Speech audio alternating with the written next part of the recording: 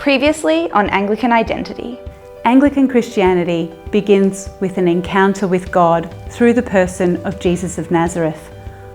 Anglicans talk about encountering God through three sources: the scriptures, tradition, and reason.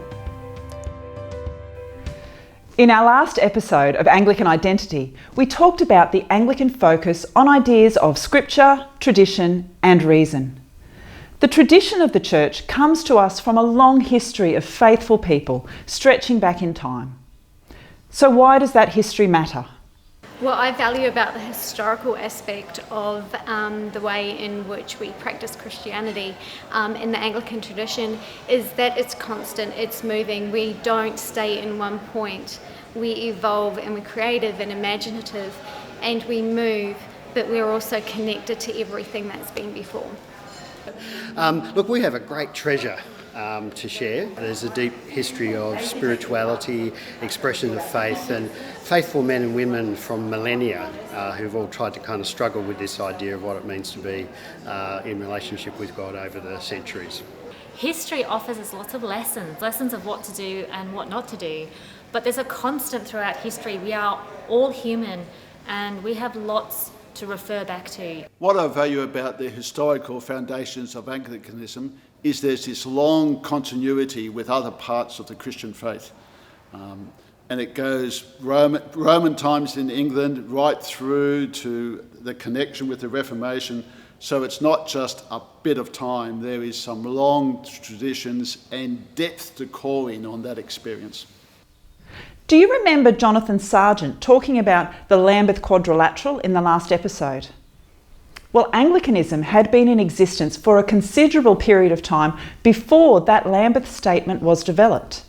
The Church's history is another source of information about Anglican faith.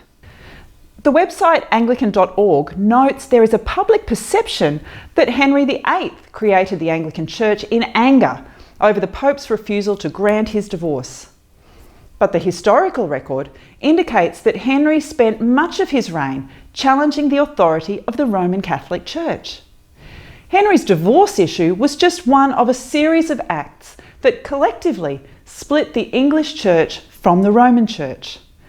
The truth is that the idea of a distinctive church in England is one that goes back a long, long way. The arrival of St. Augustine of Canterbury in England at the end of the 6th century is traditionally regarded as the beginnings of the English Church, but there is evidence to suggest the true origins may in fact date back as early as the 1st century. It was then, during the Roman occupation, that Christianity may have laid its foundations in Britain. The fact that there are many churches in England named after St Alban, the first British Christian martyr in the 3rd century CE, also suggests early origins for an English form of Christianity. Celtic Christianity, a precursor of the Anglican Church, retained its distinctive form even after a synod decision in 664 CE tried to suppress it. Along with the incorporation of some local customs and festivals, the popularity of Celtic Christianity ensured that English Christianity would retain a particular local flavour with its distinctive spirituality friendlier to women and more connected with nature. It is not widely known that the organisational structure of the Church of England was set in place by a synod decision in 673 CE. That decision allowed local bishops to act under the leadership of the Archbishop of Canterbury. This is a long time before Henry VIII.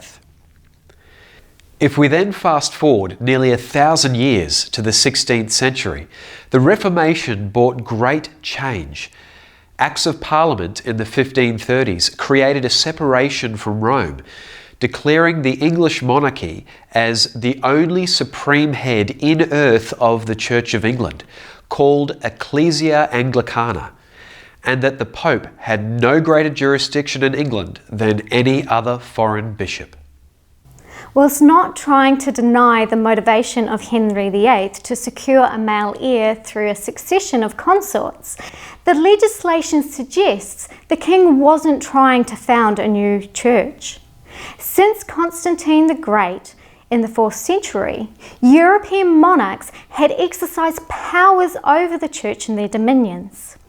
In one sense, Henry was playing catch-up with other European leaders by making himself head of the national church. During this period, the first Book of Common Prayer was published in 1549. The first prayer book in English, along with the introduction of English in all public worship, meant that a new kind of church was emerging. The Anglican Church blossomed during the Reformation period when the Archbishop of Canterbury, Thomas Cranmer, articulated a distinctive Anglican theology. Richard Hooker and others developed this Anglican theology further in that initial period. But back in the 16th century, if there was a glue that held society together, religious life was that glue.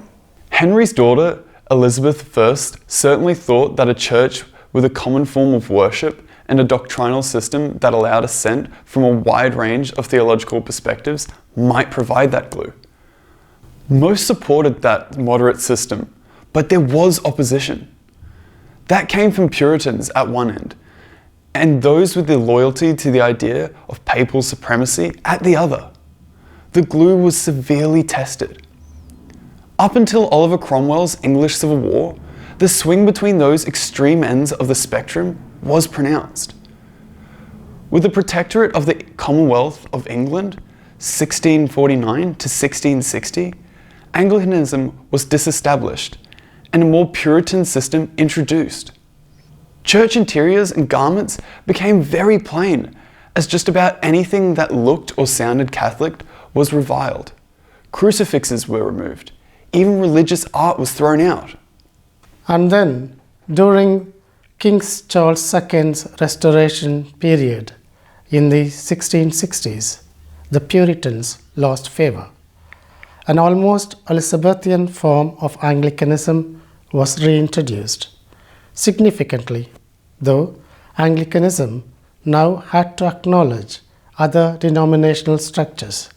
It could no longer claim an all-encompassing nationwide membership. Anglican Christianity's commitment to acknowledgement other Christian denominations and faith as valid continues to this day. You can trace lines through these events to our country too. British colonialism spread the Church of England around the world. In 1981, what had been known as the Church of England here became the Anglican Church of Australia. Our current local prayer book, called A Prayer Book for Australia, was published in 1995. Worldwide, though, each country's form of Anglican Church is autonomous. There is no central administration of the Anglican Church worldwide. There is no Pope or President or Chief Executive who can hire or fire. So, what unifies this worldwide Anglican Church? Ultimately, three things unite Anglicans: belief, tradition, and agreement. The coordination of that unity is achieved through something called the Anglican Communion, our name for the global family of Anglican churches. More on that later.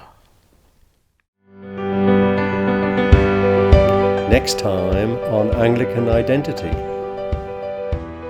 It's a useful list that highlights some of the things that are distinctive about Anglicanism.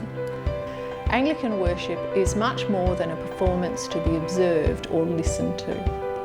In any Eucharist, Christ is present in multiple ways. But the Anglican Church is broad and makes space for many voices, and each voice takes care to make space for others.